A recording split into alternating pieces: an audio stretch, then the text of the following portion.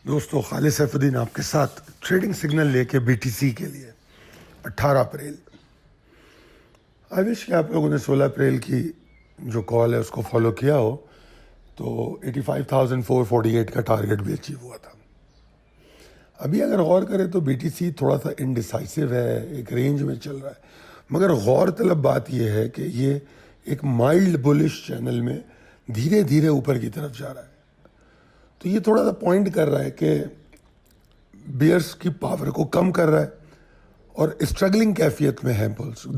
इसमें कोई शक नहीं कि अभी हम ख़तई तौर पे ये नहीं कह सकते कि बुल्स इस्टेब्लिश हैं या बियर्स इस्टेब्लिश हैं, क्योंकि जब रेंज में होता है तो दोनों तरफ से कोशिशें होती हैं। मगर मैं जब प्रिसाइज मुआयना करता हूँ तो मुझे एक माइल्ड बुलिश चैनल नज़र आता है। वैसे तो वो बेहतर होगा 85,230 के ऊपर, मगर जितनी रेजिस्टेंसेस को तोड़ेगा ये उतनी पावर गेन करेगा। इसीलिए जो मेरी लॉन्ग रिकमेंडेशन है वो 85,230 के ऊपर शुरू होती है और एक्साइटिंग होती है 85,448 के ऊपर।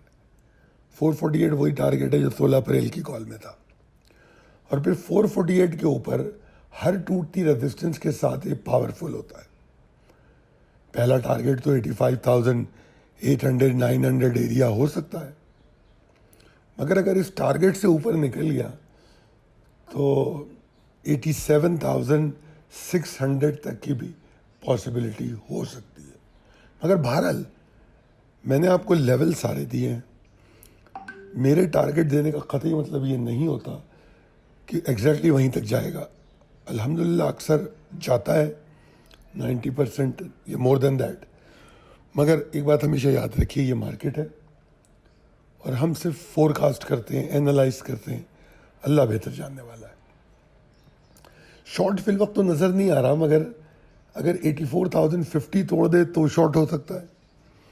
यह शॉर्ट की पॉसिबिलिटी शुरू होती है स्ट्रेंथ पे जाके, और वो अभी नहीं बताई जा सकती क्योंकि वैसी स्ट्रेंथ अभी मिली नहीं है।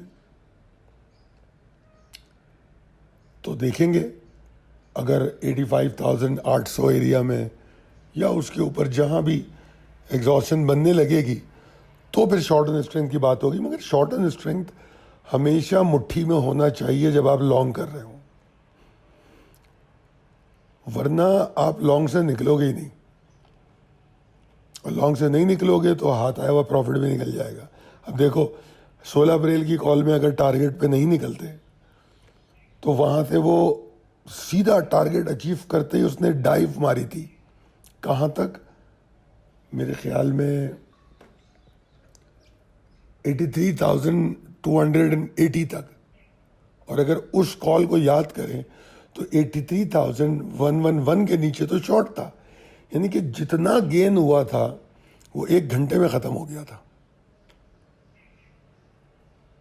उसके बाद फिर उसने 85,448 लगाया, मगर अभी 84,682 के पास ट्रेड कर रहा है। तो ट्रेड से निकलना, अपने प्रॉफिट को बुक करना एक बहुत अच्छा तरीका है। बाहर निकलने से नई ट्रेडिंग की जो अपॉर्चुनिटी है उसको समझने में भी आसानी होती है। तो बहरहाल दोनों रिकमेंडेशंस आपके सामने हैं, क्या क्या पॉसिबिलिटीज़ हो सकती हैं।